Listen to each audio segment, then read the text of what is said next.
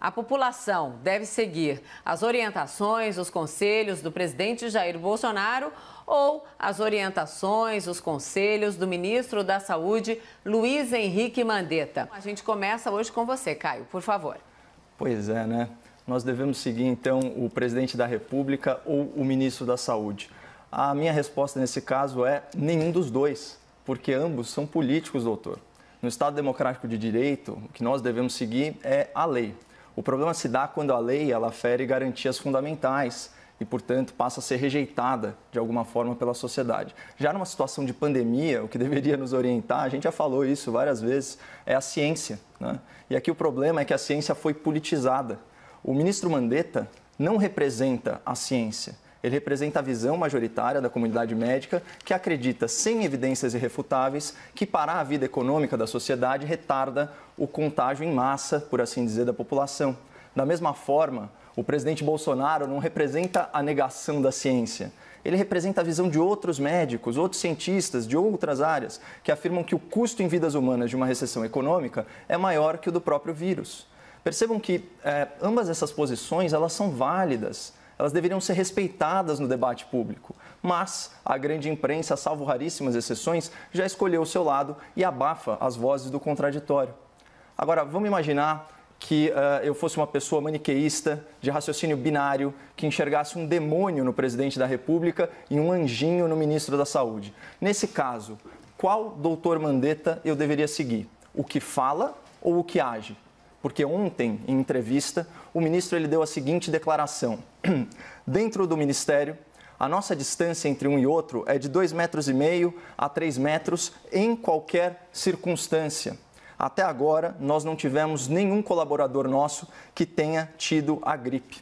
Bom, primeiramente, essa declaração ela não é verdadeira. Até nas coletivas de imprensa, a distância entre as pessoas é inferior a 1 metro. É só o espectador da CNN pesquisar no YouTube. Mas, enfim, por amor ao debate, vamos desconsiderar esse descompasso do ministro com a realidade. Se o próprio Ministério da Saúde preveniu o contágio de 100% da sua equipe com medidas simples de distanciamento social, por que não aplicar esse mesmo protocolo, com prudência, a empresas, indústrias, comércio, especialmente naqueles municípios pouco afetados pela pandemia?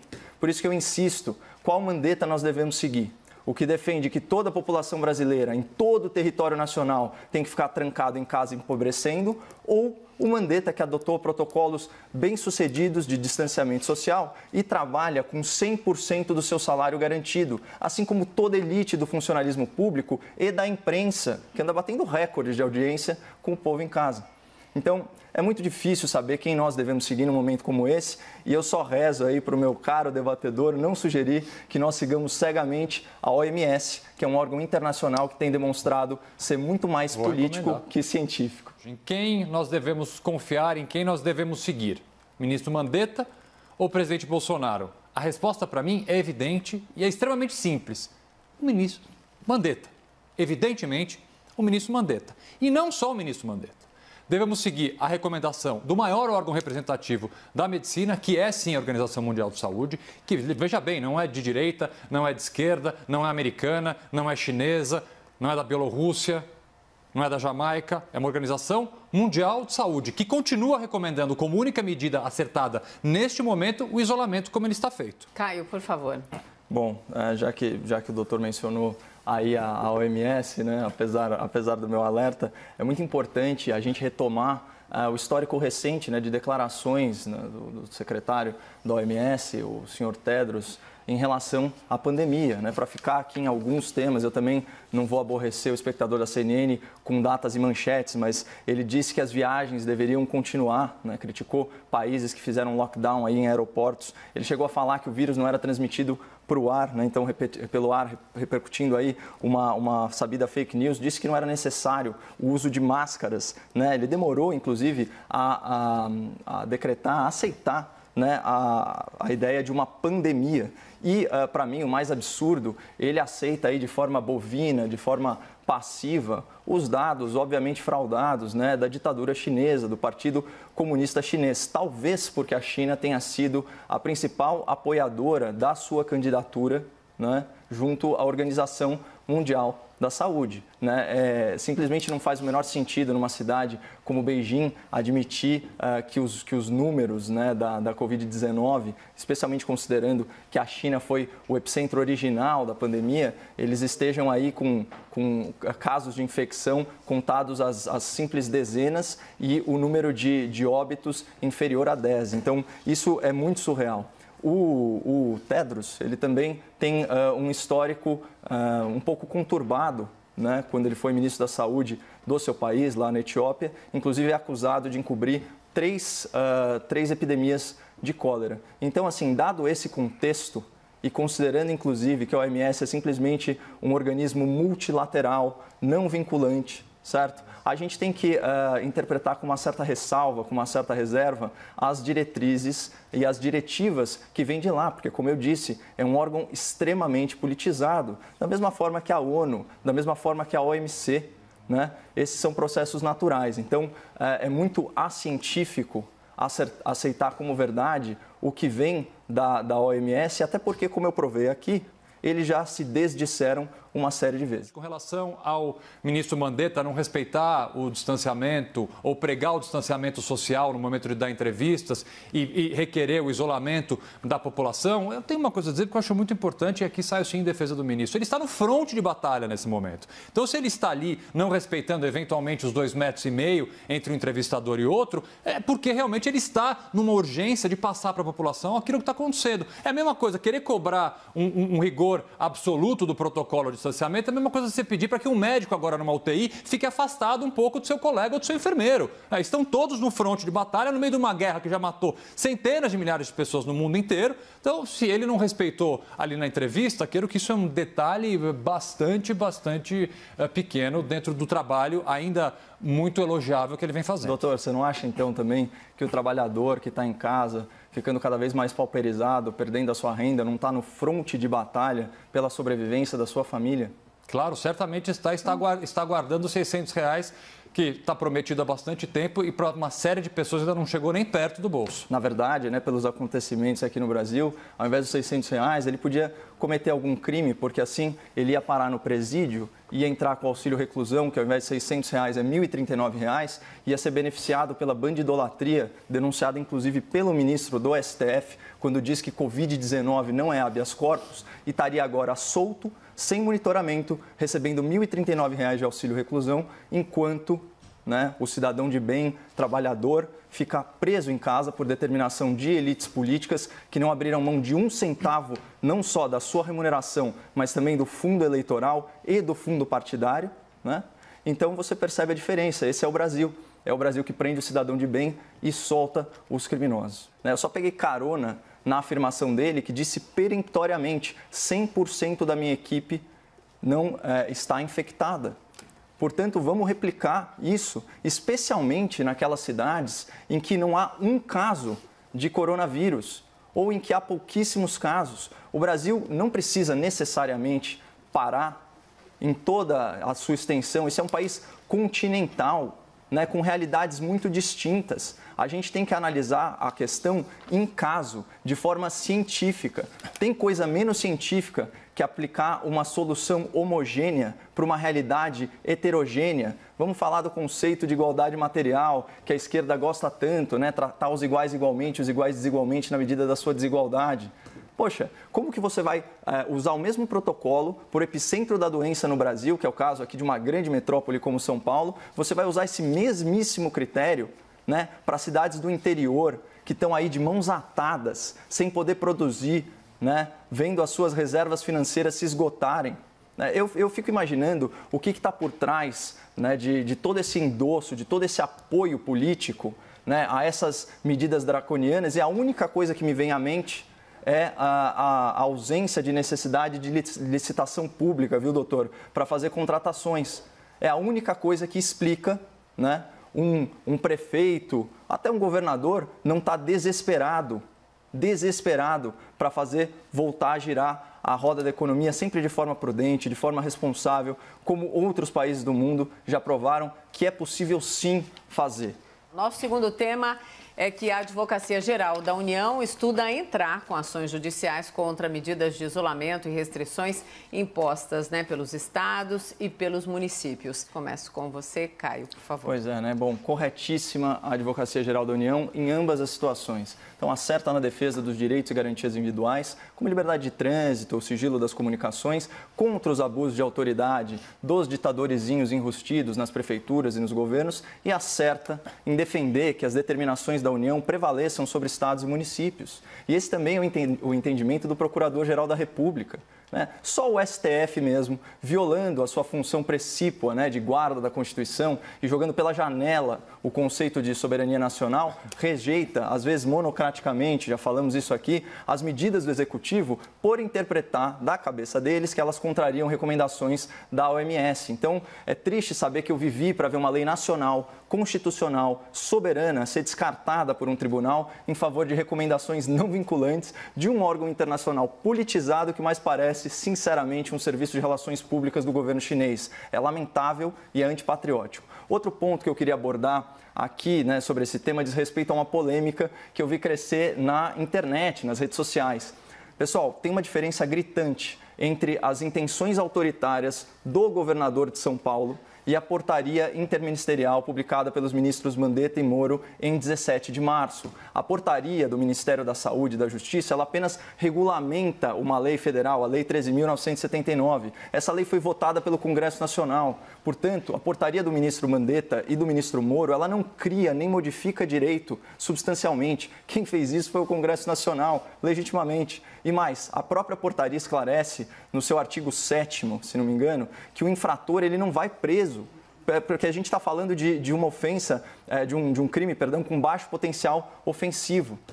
Então, a pessoa, ela simplesmente assina lá um termo circunstanciado e é liberada. Ou seja, só o governador de São Paulo cogitou prender cidadãos por romper a quarentena. E pior, ele sinalizou que o governo do estado vai usar informações individuais sigilosas para fiscalizar o cumprimento do isolamento. E aqui não se trata, doutor, de usar um agrupamento de dados de forma anônima e com viés científico, como já tinha proposto o Ministério da Ciência e Tecnologia, do Marcos Pontes.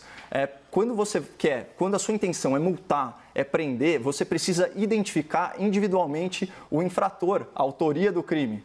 Ou seja, a ideia do governador de São Paulo é uma violação inaceitável dos direitos e garantias individuais. Fora que ofende muito o senso de justiça do paulista saber que o mesmo Estado que prende o cidadão de bem em casa, espionando o seu celular, solta bandido sem monitoramento e é incapaz de bloquear sinal de celular em presídio. Mas então, voltando ao ponto, peço desculpas por ter me alongado, não cabe comparação entre as declarações autoritárias do governador de São Paulo com medidas regulamentares do governo federal por meio dos Ministérios da Saúde, da Justiça, da Ciência e Tecnologia. Falar que tudo é a mesma coisa é pura desinformação e politicagem. Entrevista coletiva que o governador de São Paulo faz todos os inícios de tarde, por volta da 1 da tarde. Ele disse que não tem a intenção de prender nem multar ninguém, que essa informação está sendo usada politicamente contra ele. Coloco a informação para vocês. Caio. A próxima vez que ele não quiser que uma informação seja usada politicamente contra ele, eu recomendo que ele não a diga em voz alta em entrevista oficial. Eu acho curioso que todo mundo agora virou defensor de direitos e garantias fundamentais. Eu sempre fui, doutor.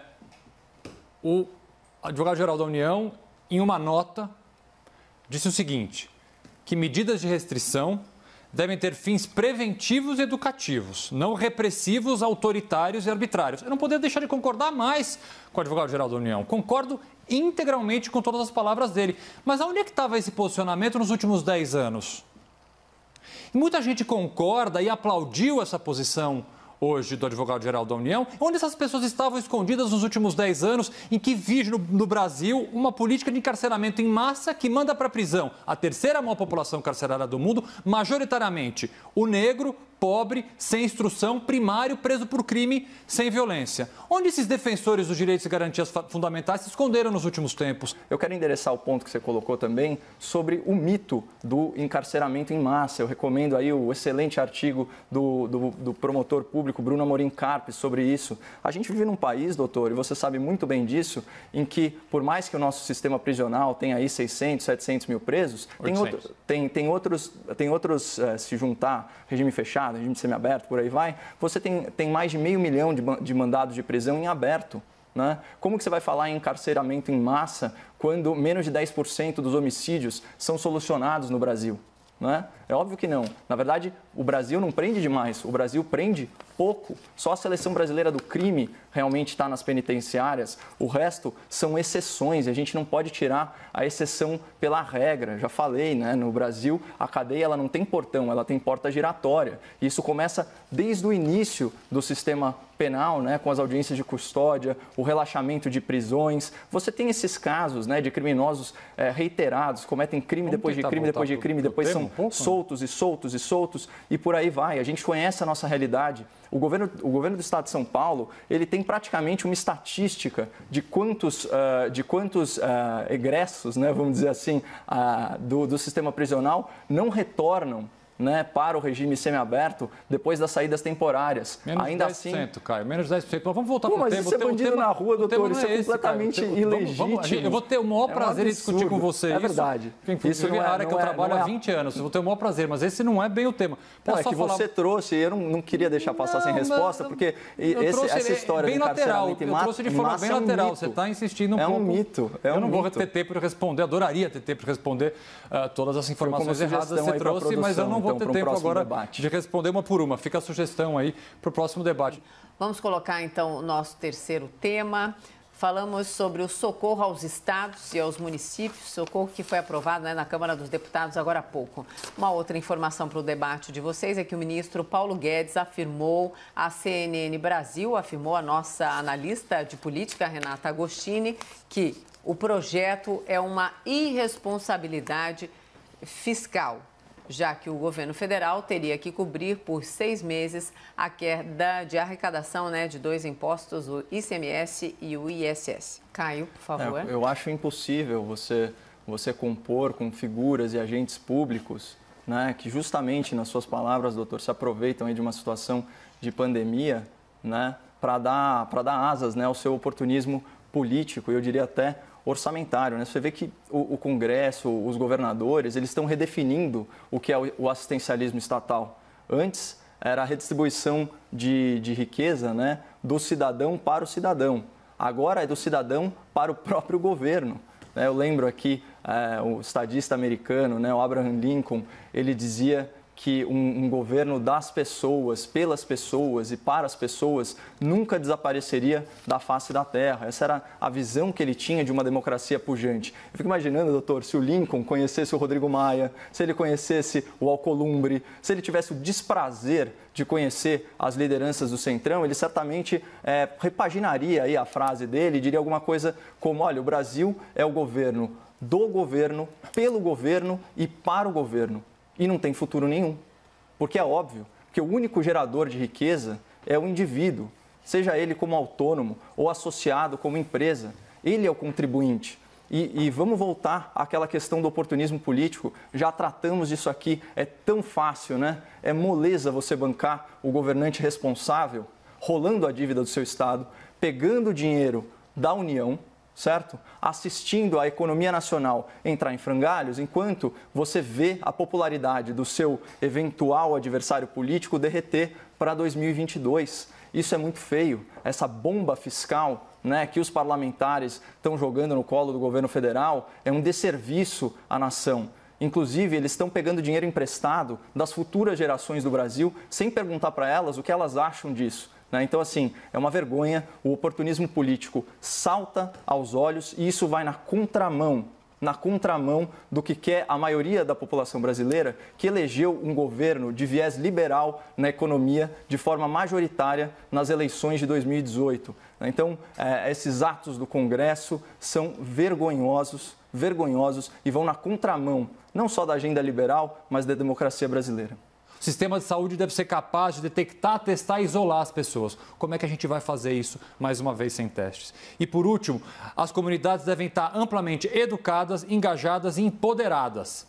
Com essa disputa entre Bolsonaro, Mandetta, OMS e negacionistas, como é que a gente consegue informar a população de uma forma digna? Então, a gente tem ainda muito chão, a gente precisa correr com o tempo para menos pessoas morrerem em razão dessa pandemia. Augusto passou um pouquinho do tempo, eu só deixei, porque no debate, porque eu nunca passo do tempo. O Caio falou um pouco mais, mas, por favor, Caio, as suas considerações. Eu teria que ser, vou ser o mais breve possível.